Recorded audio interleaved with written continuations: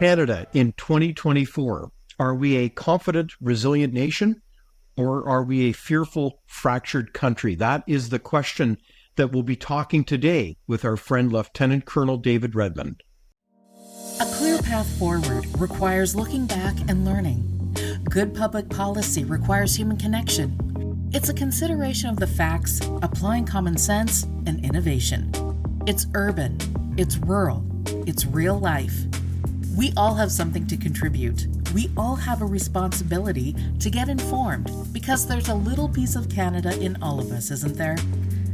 Let's learn on this path together. This is Leaders on the Frontier. So with me here today is our friend and senior fellow at Frontier, Lieutenant Colonel David Redman. We're delighted to have you back, David. You've served a long career both in the military, but also serving in emergency management and planning with various levels of government. So a warm welcome to you, David. Thank you very much, David. I'm delighted to be here with you today. Well, David, it's great to have you on to talk about really kind of the foundation of our country. You've worked with Frontier to issue a paper just recently on this very topic. And I thought it was a very interesting paper. I encourage people to look at it on the Frontier website because you really reflect on Canada in 1967 versus 2024. And I want to read kind of initially a little bit about the paper to kind of set the tone for what we're going to talk about. And that is, Canadian teenagers are told not to be proud of their country, which seems strange as many people of the world still want desperately to become Canadian. The current government relishes apologizing for actions from long ago by people in completely different circumstances and in much different international contexts. Universities seem entranced by an agenda that destroys democratic values, rights, and freedoms. And diaspora march routinely on the streets of our cities, supporting illegal terrorist organizations and demanding the death of both citizens here and abroad. Our police and courts take no action or, in fact, support these illegal acts. And teenagers rightly question who will be next to be called out, shamed, or attacked. Our current federal government, many of our provincial territorial governments, and some of our municipal governments stand silently by or in some cases support the destruction of our values, laws, and national interests. Confidence has been turned into fear and shame, and Canada has become irrelevant on the world stage. The ultimate question, therefore, is, what do Canadians want Canada to be? Why did you frame that as the question, David? Because I've watched over the past half century, I was one of those teenagers in 1967 that celebrated the centenary of Canada. And the mood and the feeling in our country was one of unified pride, of a vibrant democracy, of a country that was internationally respected and called on by our allies and our friends to partake in many actions. And we had a strong and vibrant economy. And in 50 years, we seem to have transformed completely. And so I had to ask myself, how do we go back or at least reinstate a Canada where the citizens are proud of their country, proud of a vision for the future, a 25-year vision out of the future that will see Canada grow, strengthen, and become once again a full player on the international stage while taking care of Canadians at home. Well, it seems like you're saying that we need to be unified as a nation with similar values and with a similar vision of our country. Is that what you're saying? Well, I go back to what is my basic definition of what is a nation. And a nation is when a group of people who share common ethics and values band together and live within a region with defined borders. And by defined borders, I mean borders that are internationally recognized, but which the people of that culture are prepared to defend and to hold as their area of the world. And a nation who doesn't have a unifying culture and who doesn't have defined borders is not simply a nation. So yes, I strongly believe that we need to look at the defining values and ethics which define our citizens and which our citizens define for themselves, and then the Okay. country of Canada in a way that we're prepared to defend. Okay. Well, it's interesting you mentioned 1967. I think for a lot of Canadians, they look to that time as fondly when Canada celebrated its centennial year. So if we could just bring up that reference to 1967, maybe, David, you could help us reflect a little bit about why you look to 1967. Well, if you were a teenager in that year, you watched as Canada celebrated. And it was very clear we were unified. There was a military tattoo, went from coast to coast, and performed in every city. Canadians thronged to watch it. They were proud of their military, but more so they were proud of the history that was depicted in front of them in that tattoo. The tattoo wasn't just about the military. In fact, that was just a small piece of it. What it did is it gave a mosaic of our history and all of the things that had step by step through 100 years with strengths and weaknesses, but which had built a country which stood before the world. And when I say pride in our history, Canada had punched above its weight in World War I, way above its weight in World War II, and then again in Korea, where we were the third largest nation trying to withhold a country for democracy. So we were rightly proud of our history, and the world looked on us that way. We had a vibrant democracy where elections were never questioned, where the transfer and orderly transfer of government occurred every time, and where Canadians were really proud of our election system and the people we elected. We were internationally respected and were called on and built the whole concept of peacekeeping worldwide. And there are definite pros and cons to the peacekeeping, but in both Article 6 and Article 5 peacekeeping mandates, Canada was the first and always the largest to go in and try and establish order in a world.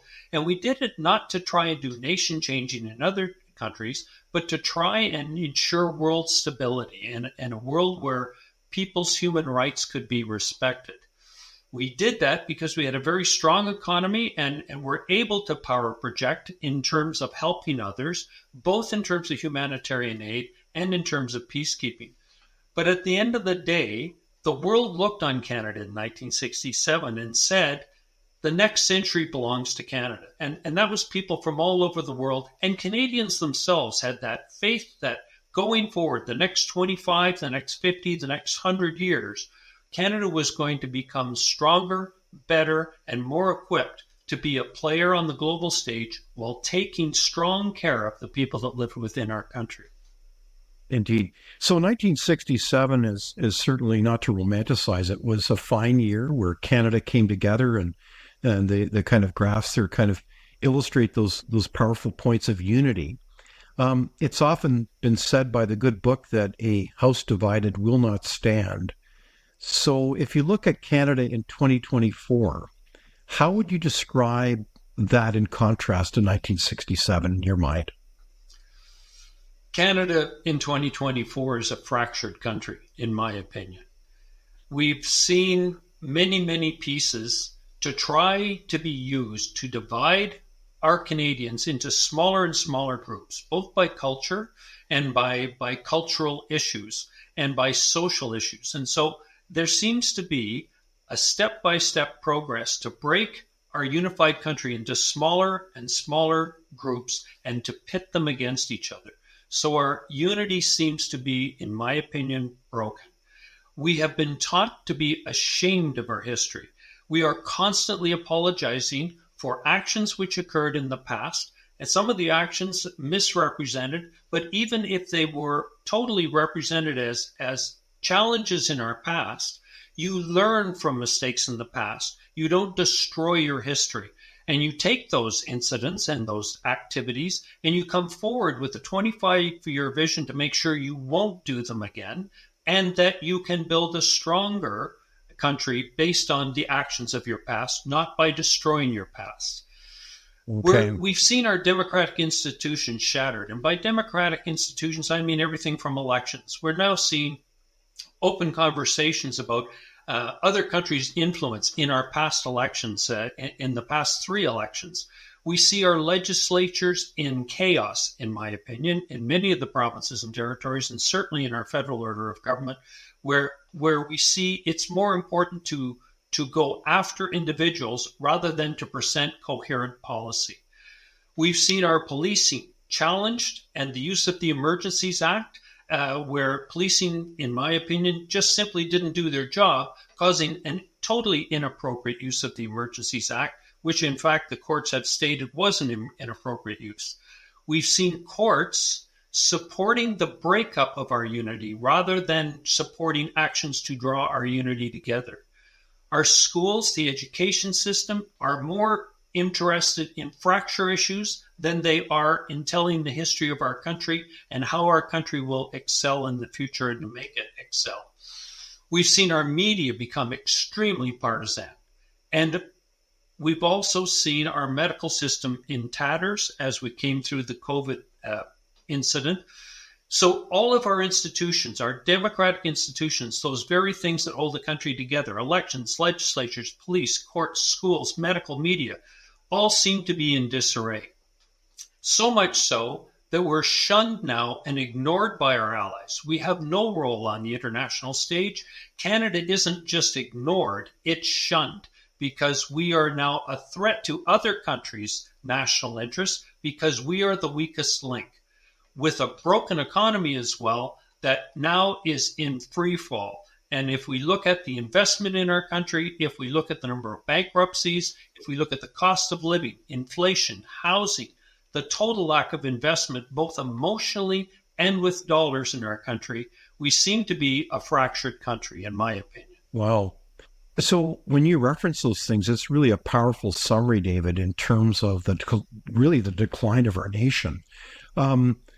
For instance, I think of just this last month, I believe it was announced that some $48.6 billion had left the country in terms of business investment. That does not bode well for building a prosperous country for our kids.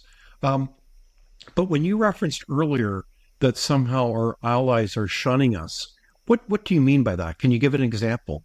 Well, let's start with NATO. We're routinely called out by NATO for not meeting our 2%. And the words out of our Prime Minister when thought he was off camera were that we will never meet our 2%.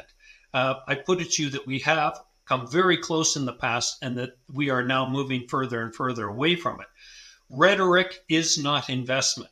When this government came to power back in 2015, they talked about a total re-expansion in national security with new equipment, new training, new capabilities, none of which has been realized. So rhetoric versus reality is a real show.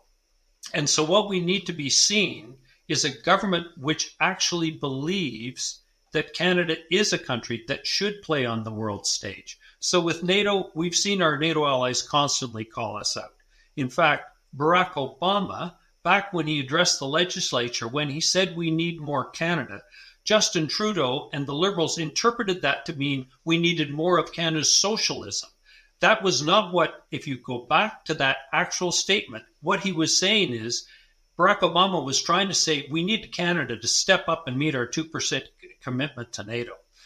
We've seen ABCA, the American, British, Canadian, Australian partnership. New Zealand is also in the ABCA, simply turn away from Canada and not even invite us to many of the recent discussions.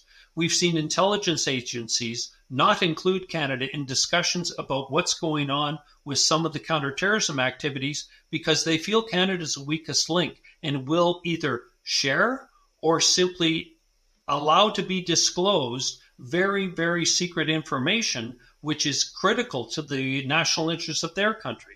So we've seen our largest trading partner, the U.S., turn its back on us. We've seen our NATO alliance, and the NATO has always said trade and security go together hand in hand. In fact, that's what the United States told us. I briefed Paul Cellucci right after September 11th here in Alberta. He was the American ambassador to Canada. And Alberta had built a counterterrorism crisis management process to protect our critical infrastructure that he was extremely interested in. But when he arrived in my operations center, the first words out of his mouth, looking me straight in the eye, he said, "David, security trumps trade. If you can't prove to me that the Alberta supply of oil and gas is secure, then you are not a reliable trading partner. By the end of the 2 hours I had spent with him, both classified and unclassified, he walked away and demanded that I be allowed to present our process to Congress and the Senate in the United States, because he was so clearly understanding that we took security in Alberta even more seriously than he had in the United States. Wow. Where can you hear that statement made today from our NATO partners, our ABC8 partners, even partners who are outside on bilateral agreements? They think Canada's the weakest link. They do not think Canada's a leader. Wow.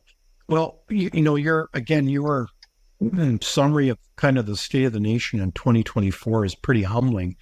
I look at this also from the long point of view, that Canada was not simply built over one generation. It was built over many generations in terms of hard work and courage, people working together. No one's perfect, but this country is an incredible country. And it seems to me that what you're describing is almost like taking an asset, a gift that has been nurtured over time and built up, and it's being systematically run down. Is that what's going on? In my opinion, that's exactly what's going on. It's intentional and it's conscious, the division that's been brought into our culture. Now, I talk about the words culture and ethics and values almost interchangeably. And so I want to make sure it's clear. A nation defines itself based on its values and ethics. Now, that can produce a culture, but let's use Switzerland as an example. If you look at Switzerland, there's three very distinct cultures. In fact, there's more than three in Switzerland. There's the Italian, the German, and the French cultures, which have been come together. But what unifies a country like Switzerland is its ethics and its values, which are common amongst all the people that call themselves Swiss. That's what Canada used to stand for, and I believe, to a large degree, still stands for. People come to Canada, our recent immigrants and the refugees coming to Canada, look to the Canada that they knew, that they thought Canada still was. One that believed in democratic rights and freedoms, that believed in individual responsibility, and that believed in the individual right to own property.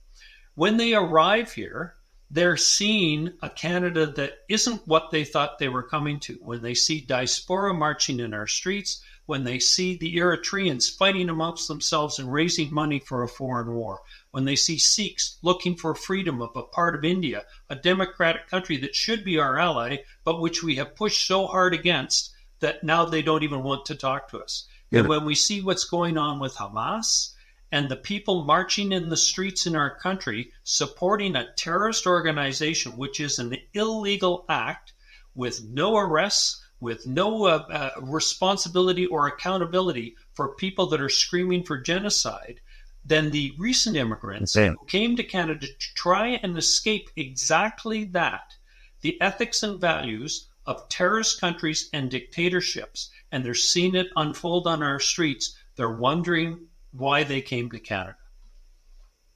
Well, I think that's very well said, David. And one of the things that strikes me about your points is that if we talk about national culture, that is not by accident. That is consciously nurtured and taught to the next generation. It's intentional. Culture, like in any great family or a community or a nation, needs to be intentional. And that's a reflection of leadership. And I'm wondering, one of the things I want to share with you and our audience is a clip from the current Prime Minister who talks about Canada being kind of a post-nation state. And I want to share that now. When Canadian Prime Minister Justin Trudeau says his country is a post-national state and has no core identity, no one should be surprised when some start asking if Canada is even a country. But the identity crisis facing Canada is not only multifaceted, it's serious and could one day have a direct impact on the United States. Canada is in the midst of, as one writer put it, a civilizational experiment that's transforming a Western nation into a post-Western nation. And this revolution is centered around the cult of diversity. Your Canada. Here's one version of Justin Trudeau's post-national, post-Western Canada, transformed by diversity. Oh, Canada, you stand for everybody. The question is not whether Canada should welcome immigrants. The question, according to Toronto Sun columnist and SiriusXM Canada host Anthony Furey, is whose values should win the day.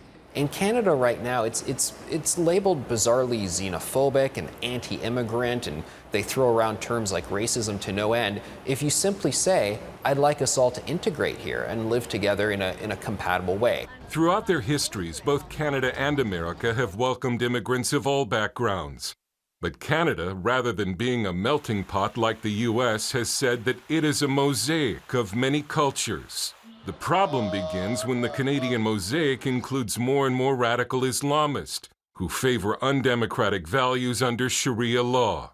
Prime Minister Trudeau welcomed almost 50,000 refugees from the Middle East in 2016 alone, and has even welcomed returning ISIS fighters, saying in an interview that they could be a powerful voice. And a lot of people, probably the silent majority, are saying, I'm unhappy with this, including new immigrants who came to Canada, whether it's a year ago or a decade or 3 decades ago, who say, no, I came to Canada for a reason, because I wanted Canadian values and I was escaping values in other countries. One immigrant who would like more Canadian values is pro-Western Muslim Tahir Gora, founder of Tag TV in Toronto, a network with a large international audience. He's also a co-author of Submission, The Danger of Political Islam to Canada, with a warning to America. I moved to this beautiful country because of its Canadian culture. People like me escaped Pakistan or Middle East or the Muslim world, came to Canada, and some went to United States with the hope that they will be left alone by those radical Islamists. But now we see those Islamists roaming around in this part of the world. Tariq Fatah is a journalist, writer, and founder of the Muslim Canadian Congress. An immigrant from Pakistan and a proud Canadian, Fatah says the Canadian left, which in his words is sinking in white guilt, now accepts and even celebrates undemocratic radical Islamic beliefs and practices. He likens it to a circus. It considers radical Islam as a phenomena that needs to be embraced because it is so curious. So we as Muslims are considered as circus animals. We need to perform in a way. And the white left liberal feminist class would sit in ringside seats and say, how lovely. Just look at that monkey jump up and down. Or that elephant stood up on his 2 feet. Honey, did you see that? Oh, it's breathtaking. Another facet of Canada's identity crisis can be seen in the growing trend of what are called land acknowledgements. We want to begin by acknowledging the traditional territory of the neutral Anishinaabe and Haudenosaunee peoples on which Wilfrid Laurier University's campuses sit. Land acknowledgements are recited daily on campuses and in schools across Canada, and they essentially declare that Canada is an occupier. We respectfully acknowledge the territory in which we gather as the ancestral homelands of the Beothuk and the island of Newfoundland, as the ancestral homelands of the Mi'kmaq and Beothuk. These continue even though a poll this year found that most Canadians do not believe Native peoples should have a special status and that the government should stop apologizing for past wrongs. The culture that is under fire here is traditional Canadian Christian culture. Ottawa resident Alexandra Belair grew up behind the Iron Curtain in communist Czechoslovakia, and she sees some disturbing parallels between life under communism and life in politically correct Canada. What do you say to someone who says, that's preposterous, I can say whatever I want in Canada? How can you compare it to the Soviet world? But you can't say anything you want. Because I was a daughter of a political dissident, teachers would take the time to berate me and say bad things about me in front of the whole classroom, because that way they were proving they weren't showing favoritism to the dissident's daughter, right? Now my friend's daughter was in school and she was being shamed for being too Christian. How's that different? How is that different? She was being shamed for feeling very patriotic Canadian. How is that different for being shamed for being a dissident's daughter? There's a saying here that the world needs more Canada. But if current trends continue, the world is going to get less of Canada, as Canadian identity is swallowed up in a left-wing multicultural experiment. Dale Hurd, CBN News, in Toronto and Ottawa. So that's quite a clip there. There's a lot of issues, but the theme seems to be that Canada is going into this so-called uncharted territory as a nation of being a post-national nation, whatever that means. So does that make sense? Is that kind of your point that you're making, David? So there's so much to unpack in that clip. But let's start with post-national state. The WEF, the World Economic Forum, loves the concept of a post-national state. So let's talk about what they mean by a post-national state. What they mean is that they, a very small group of elites, are in charge, and that they can make rules which are then binding on nations. So the elected officials of a nation no longer represent the people of their nation because the World Economic Forum will decide what's best for all nations. Let me take you back a little bit in history to World War II. Everybody says that World War II, like World War I before it, perhaps was a war born out of rampant nationalism. I put it to you that number one, it wasn't. But number two, if it was, the only reason why the democracies of the West exist in the form they do today is because of the nationalism of a small island country called Great Britain. Winston Churchill stood up and said no in 1940 to Adolf Hitler, Mussolini, and said, no, our nation will stand and will resist your nation's will to be imposed upon us. Without the nation of Great Britain, if they had surrendered, democracy today would look completely different if it existed at all in the entire Western world. That nationalism saved democracy. So the whole concept of a post-national state, a nation cannot act on the world stage, number one, unless it is a strong and vibrant nation in itself. And the people of a country elect people in a democracy to represent them, not to follow the bidding of an unelected group, whether it's the World Economic Forum, whether it's the United Nations, whether it's any organization that wishes to impose its will on our nation.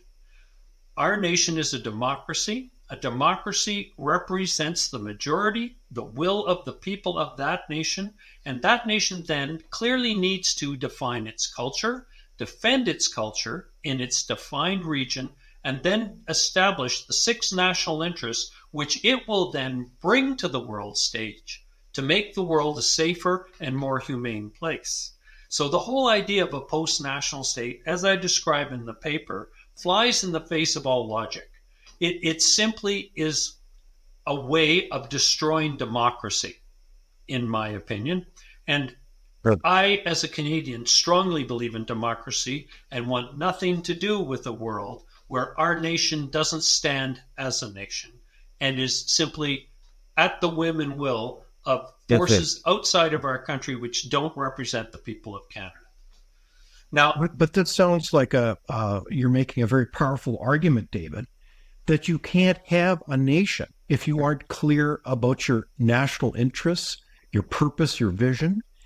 And if you, quote, stand, and somebody says this in kind of an airy way, if you stand for everything, you don't stand for anything at all. And I think this is reflection of the leadership that we have today. And I'm wondering if part of this is just either, I don't know if it's incompetence or a lack of awareness of the nation that we live in and its nature and its history. But I do want to share with you another clip where here we have the Prime Minister expressing his admiration for the Communist Party of China. Justin Trudeau's popularity in the polls is a problem for the Conservatives, and they'll take any chance they get to knock it down. But Trudeau has a way of giving them those chances. Trudeau's meeting last week with a group of Toronto women was an example. Even with Sun TV watching for any slip, he was asked which country he most admired and referred to China. There's a level of admiration I actually have for China because their basic dictatorship is allowing them to actually turn their economy around on a dime and say we need to go green as fast as we need to start investing in solar. I mean, there is a flexibility that I know Stephen Harper must dream about of having a dictatorship that he could do everything he wanted that I find quite interesting. Trudeau's rivals pounced on that, saying it proves he admires dictatorship. His answer demonstrates again a long-standing position of our party that he is in over his head. I found it a bit silly for Justin Trudeau to say that what he admired the most was a dictatorship, frankly. I've always been rather fond of democracies. And it wasn't just politicians who condemned Trudeau's comments. A Canadian politician said, I look for China. I'm admire of the basic dictatorship in China. That is not only shocking, that is a shame. So there you have it. I think that's one indicator of many that you have a leadership in mind that have a kind of a sense of policy that we don't really stand as a nation for our own interests, and we're confused that we would admire the Communist Party of China. Now, I understand there's some real strengths there, but it's not democratic. It's got a horrific record on human rights. So what does that clip tell you, David, about the kind of leadership we have in our country right now? There's, again, so much to unpack in that clip. Justin Trudeau is carrying on the tradition of his father, Pierre Elliott Trudeau, whose three heroes were Mayo, Khrushchev, and Fidel Castro.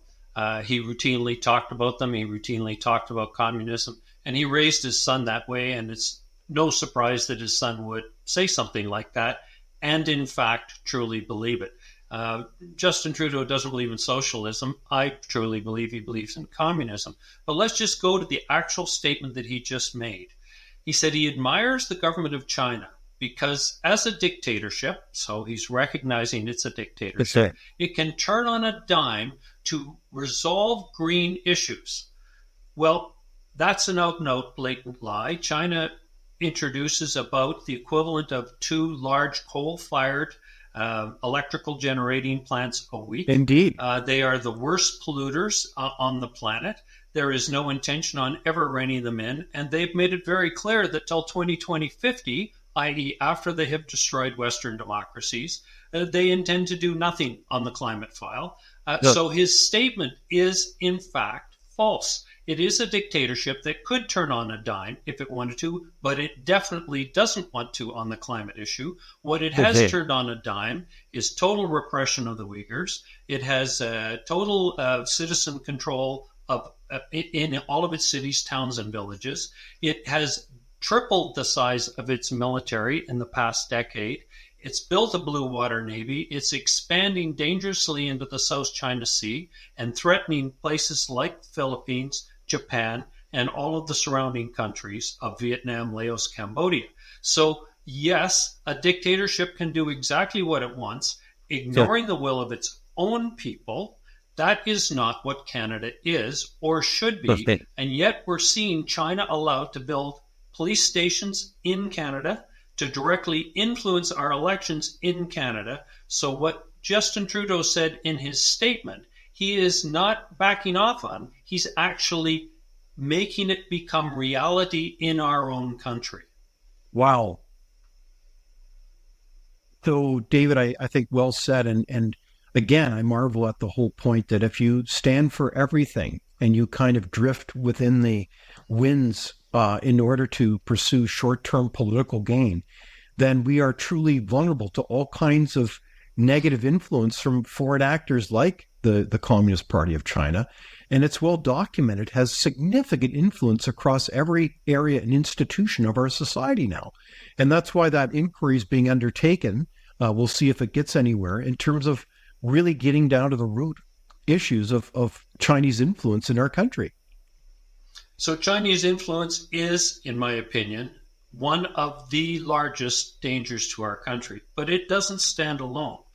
There are other foreign entities at work in our country, and our intelligence agencies, CSIS, all of the border services and our policing are recognizing some of the activities that are occurring in our country. And I'm forced to ask the question, why are they not either allowed to get the information out to the Canadian public in the case of CSIS and DES and others like that? And why are our allies not able to get their information through our agencies out to us? We know that political leadership in our country was briefed on many of these issues and that they simply did not share the information with Canadians or actually dismissed it as not important. And we've seen the direct influence on the last two elections, perhaps more. And so the question is why? Why is this government not interested in doing that?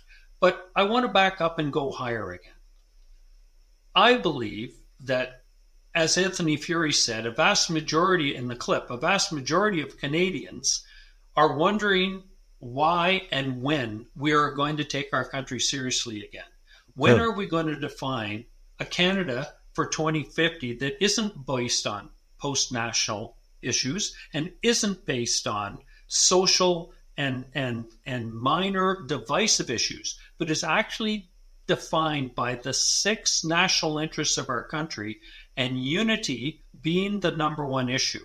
Because as pointed out by Anthony Furey and other people in that clip, people come to Canada looking to escape totalitarian governments, looking to escape the cultures and values that hold women in disregard, that hold individual rights and freedoms in disregard, that destroy property rights. They come to Canada to get those things, and yet we seem to be in a period of time in our country where those very issues are being dismissed. And that breaks up unity, but it breaks up all 6 of our national interests. And the question is it intentional?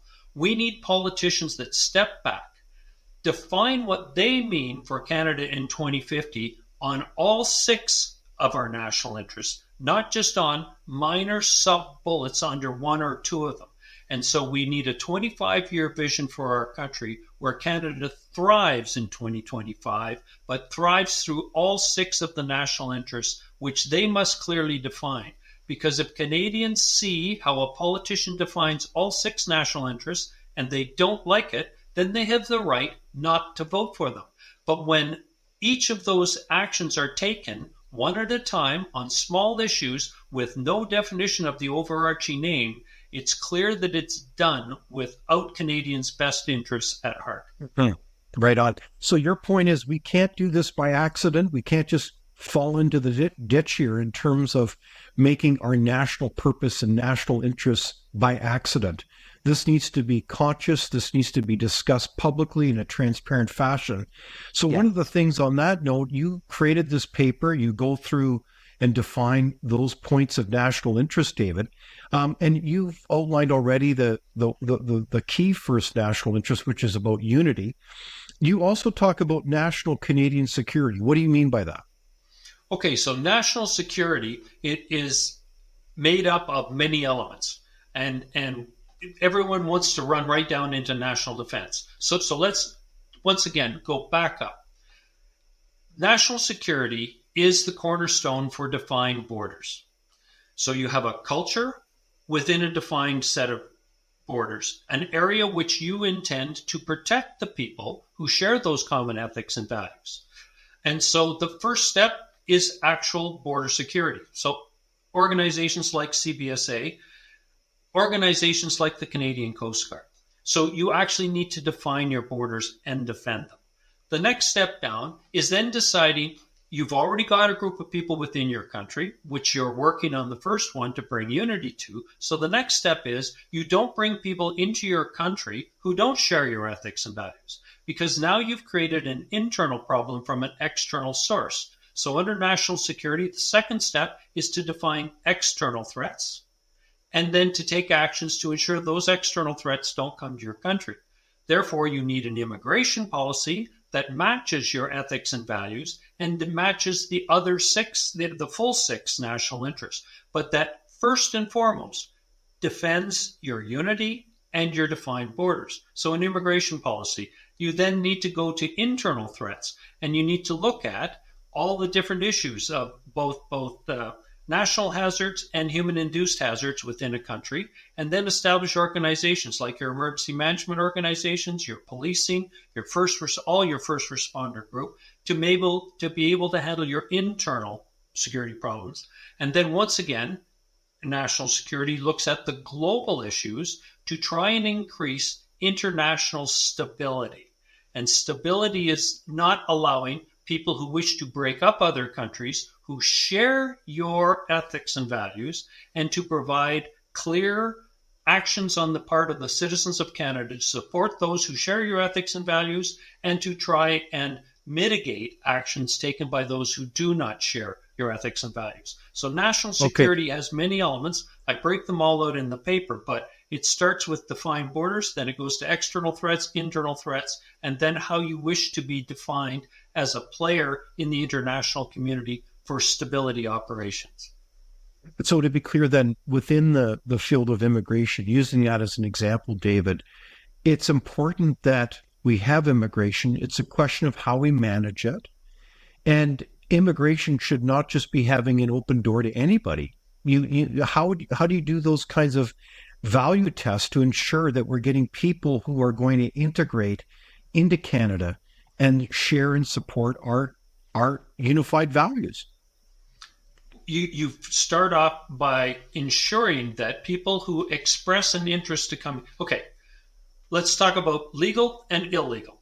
Illegal immigrants should be immediately returned, regardless of whether or not they share our ethics and values. And the reason I say that, and I'm talking about immigrants, not refugees, but they need to be returned because the people who follow the legal process are the people that we wish to have in our country, because right away, by defining they've arrived illegally, they've broken one of our basic ethics and values.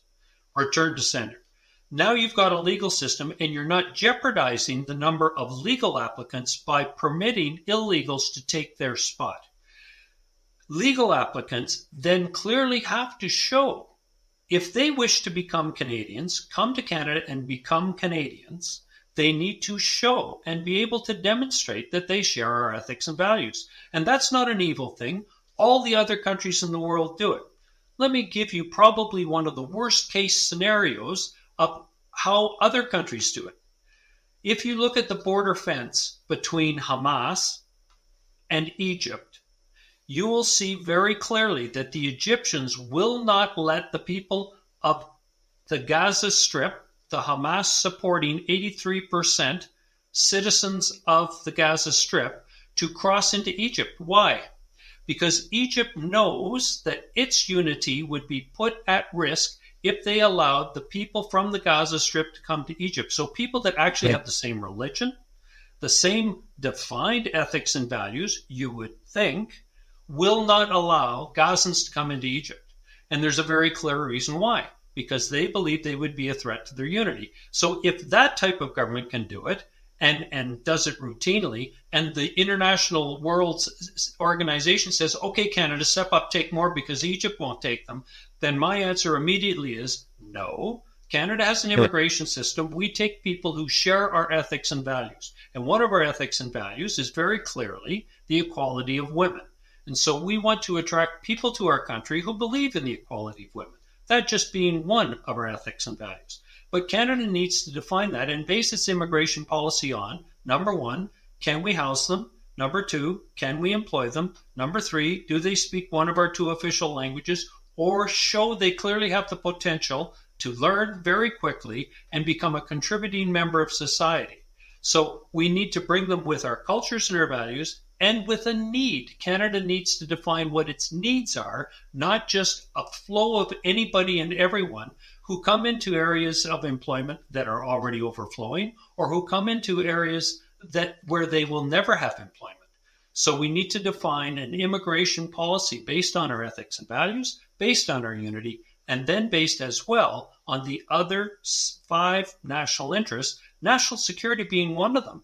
People who come who don't share our ethics and values, who we now see our Minister of National Defense trying to get into the Armed Forces of Canada, who may in fact be nothing more than people who ultimately will turn on the country that they are now trying to become a part of, makes absolutely no sense. So you need to define your immigration policy based on all 6 national interests, but unity and national security coming first. David, in this case, I think that immigration is really kind of an elephant in the room now, as we have a record number of immigrants streaming into our country. It's stunning, the number. I think if you include all temporary visas, we're approaching some 2 million a year. So the numbers are horrendous. All those parties do get health cards.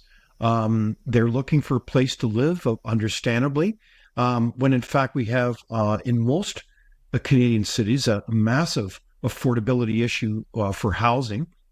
It's almost like our middle class is being destroyed. So in this context, I'm wondering, though, if there's some assumption that we're making here that is incorrect, and that is that you're assuming that you have a federal government in charge that believes in managing immigration with the assumption that borders matter. In other words, there's a whole network of parties now, a lot of these come out of our universities, who don't believe that national borders are appropriate.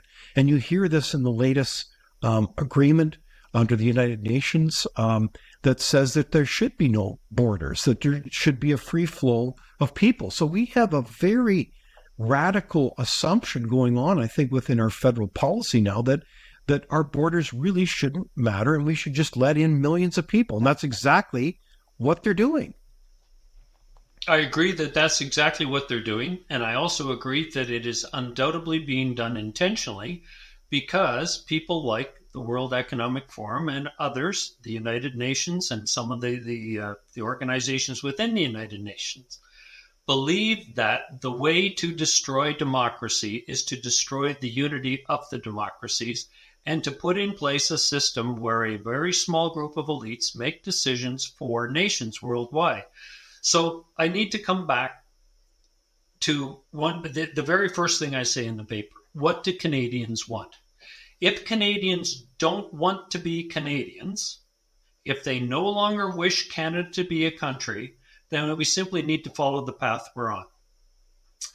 If we do want Canada to be a country, and in my opinion, 80% of Canadians still strongly believe in Canada as a country, which has rights and freedoms, which believes that equality does not equal equity, that believe that our country is a place where you should be able to raise a family, own individual property, and that your children's future will be better than yours, then I believe we deserve politicians who express a 25-year vision, what their party intends to bring to Canada in 25 years, and defines it in a very transparent and complete definition of the 6 national interests of our country. So perhaps we need to get to all 6 of those and show the audience what we're talking about, and that Canadians deserve political leadership that represents them, not that represents the World Economic Forum, not that represents the United Nations, not that represents others. And so if you look at the 6 that are on your screen, we need leaders, whether they're in political stripes or whether they're in people out within our society, who can openly and transparency define all 6 of those. What do they mean by unity? What do they mean by national security? What do they mean by good governance? And I'm going to come back to good governance in a minute because I wrote my paper for a democracy, not a dictatorship. What do they mean by rights and freedoms? If they wish to represent to the people of Canada, they need to define exactly what they mean by that and how they're going to defend it. What do they mean by economic prosperity growth? And I break that all out in the paper as well, the different types of industry, the different areas that we need to focus on, and personal and community well-being.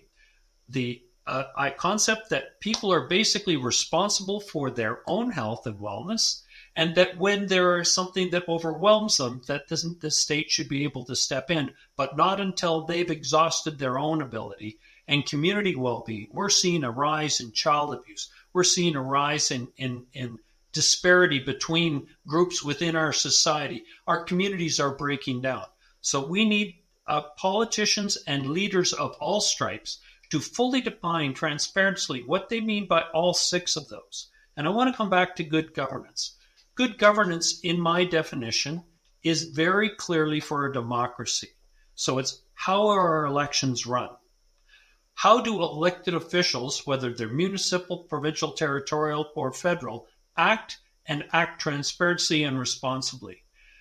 How do all of our democratic institutions work?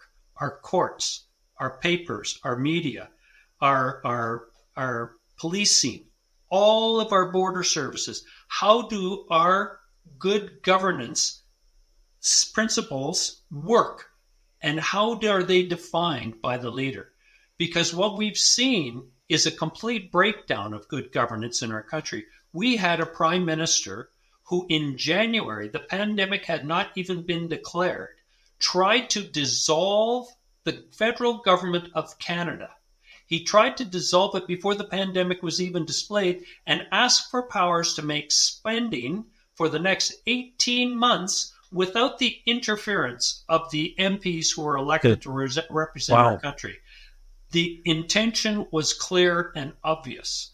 We need good governance defined, transparently for all Canadians so they understand who and what they're electing. Okay. You know, what strikes me about that list, David, and again, I encourage our audience to look and read that paper, is that list of 6 national interests are really key questions, as you're saying, to ask every candidate during elections and even now to speak up and ask about them. Because what it seems to me is a fascinating dynamic in society where we have, usually if you look at public opinion, some 20-25% of Canadians would be determined as very woke, as kind of very hyper politically correct, if you will. It seems like that's the government that we have in power now, at least at the federal level, from a policy point of view. So they're taking this list of 6 national interests that you've eloquently outlined more from a traditional lens, and they're flipping it upside down systematically. So instead of talking about national security, they're undermining national security. Instead of talking about unity of values, they're talking about diversity and making people into their respective tribes. So it's almost like we have an upside down government that is pushing policies which most Canadians would actually not even recognize. Is that a fair comment? It's an absolutely fair comment. I believe that what our citizenry is seeing today is each of those 6 national interests eroded or intentionally attacked. Let's talk about rights and freedoms. And let's talk about the woke culture, the cancel culture, the whatever you want. The 1967 I grew up in, I don't want people to go back and say, oh, it was a golden time. It definitely was not. The Vietnam War was raging. 67, it was in full swing. It took until 75 to ultimately come to an end. There was protests in the streets in the United States of America. There was protests in the streets in Canada.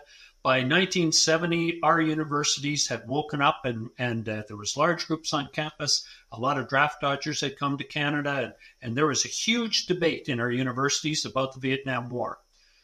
Let me make it very clear. There was a huge debate.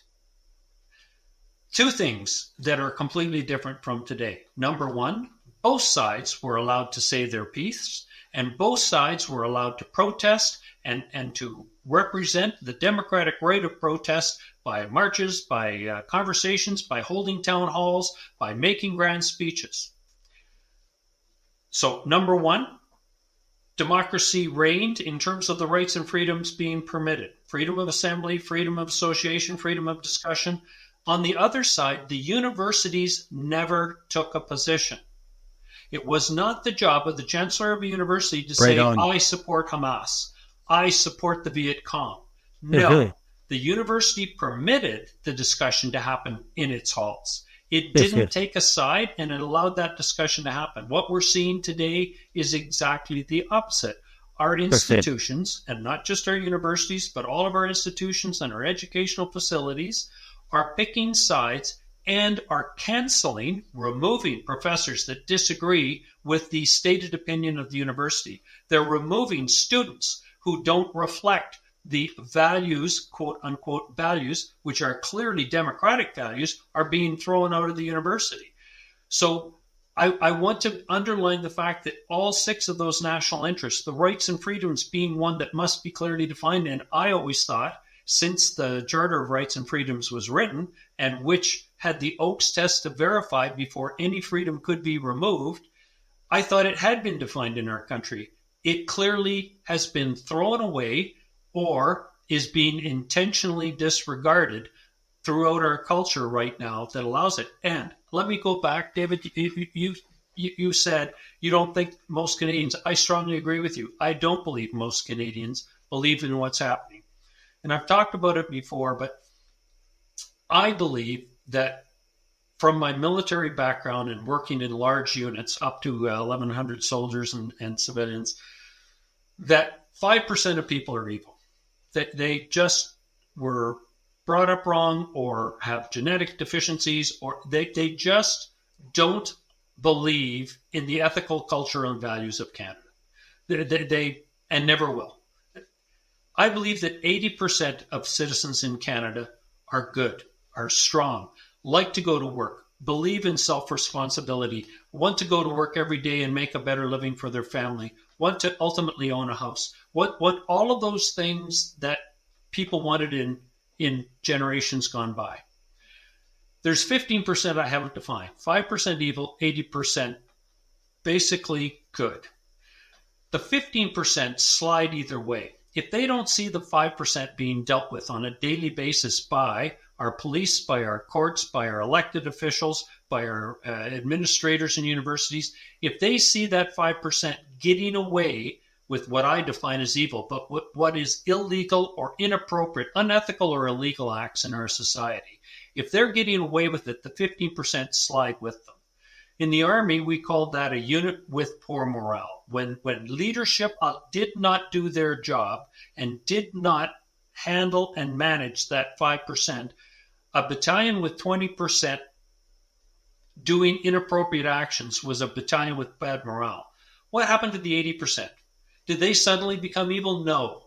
They put their heads down, they went silent, they came to work every day, they did their job, and they got on with their life and just waited for a real leader to reemerge.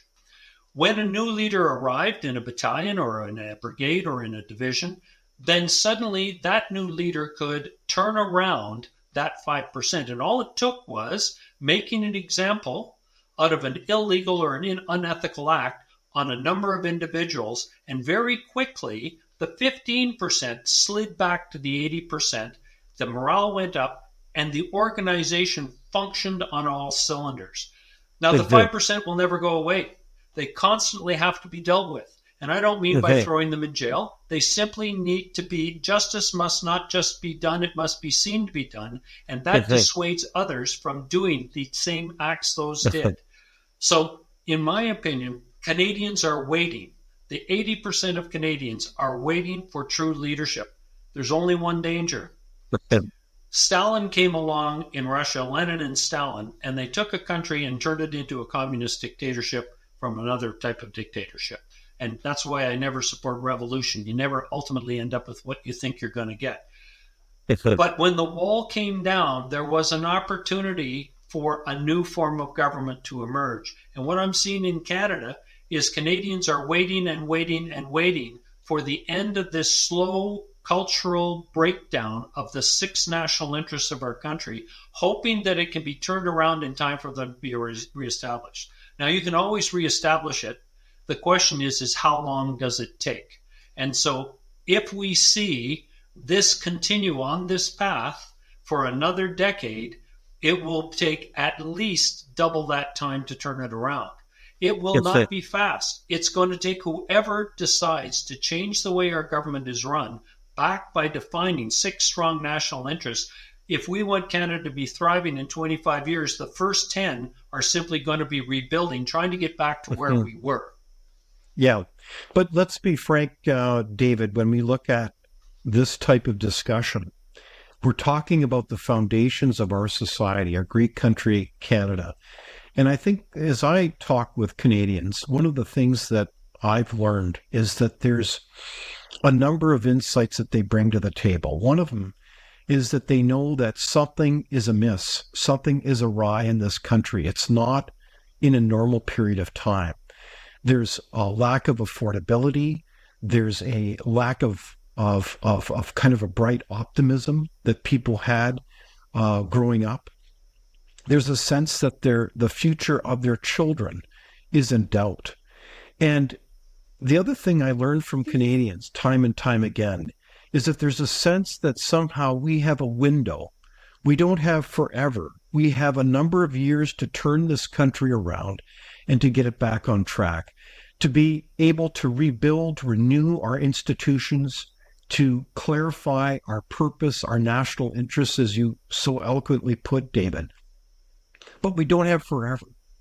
And therefore, I ask you the question, what do we do as citizens today to start getting our country back on track? So the faster we reestablish a vision for our country and reestablish a clearly defined and transparent set of 6 national interests, the faster we can make Canada thrive, not survive. And so what do citizens do? They demand every single MP, every single MLA or MPP, and every single council person or mayor or reeve define exactly what they believe their community will look like in 20-25 years and how they intend to achieve it. What do they stand for? And they should define what they stand for very clearly and transparently based on those 6 national interests.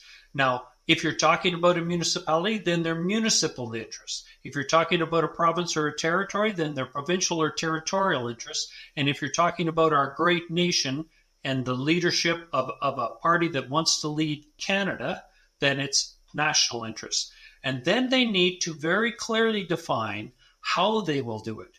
And so once you define transparently your 6 national interests, that's the first step. And in the paper, I break down the next steps and how to bring it forward in terms of objectives and performance indicators so the citizens can see that you put your money where your mouth was. You didn't say one thing and then do exactly the opposite.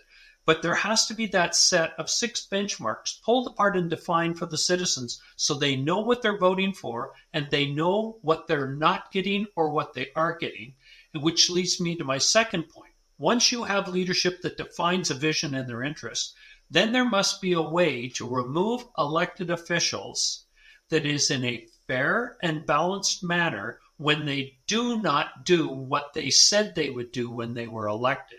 So we need recall legislation for every order of government that allows an appropriate number of citizens to bring forward a recall vote. And it has to be able to be done in a realistic manner. I don't believe in recall votes being triggered for every single MP every 5 or 10 friggin' weeks.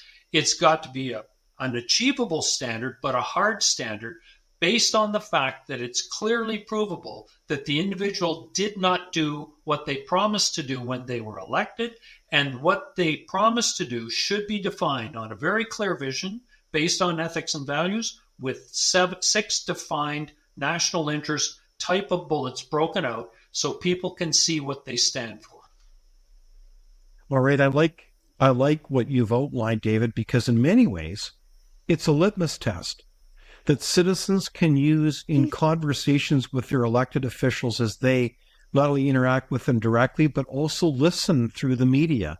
And I'll give you one example. So if there's elected officials that are not talking about a vision for our country, they're not talking about our national interests, they're not talking about a plan to move this country forward, but instead it's all about vilification and demonization of their political opponent, then that is a surefire sign, David, is it not, that they're not interested in the future of our country or the future of our children. Anyone who uses fear, anyone who looks to break up unity should not be a leader within our country. So if that's what they're doing, then I totally agree with you that they have just clearly defined themselves as not what I would believe to be a responsible, ethical, trustworthy political leader for our country. And it happens at every order of government. It happens within our institutions. It happens within the democratic institutions that we defined, our border services, our immigration services, our policing, our courts, our media, and all the other areas that are laid out very clearly in the paper. When you see people acting not in the public interest as defined by a democracy or by the existing ethics and laws, and I emphasize laws of our country, when we see intentionally people being allowed to break the laws of our country, then that's the lack of the will of our political leadership and all those other institutions. And the leadership within each of those institutions must be held accountable. So well said, Lieutenant Colonel David Redman. Thank you for joining us for this conversation and indeed for your challenge to each and every one of us as citizens to think more about our national interests and the vision for our country. Thank you for joining us today and for your insight and your courage for talking about this important issue. Thank you for having me. Thank you for watching Leaders on the Frontier. We're a nonpartisan think tank. We explore ideas, policy, and practical solutions that can make a difference in the lives of Canadians. We do not accept any government funding. We work for you. Thank you for supporting Frontier. Visit fcpp.org to give. While you're there, be sure to check out our latest articles and research. Without open discussion and debate, you're not thinking, nor are you free. Comment below. We'd love for you to join the conversation.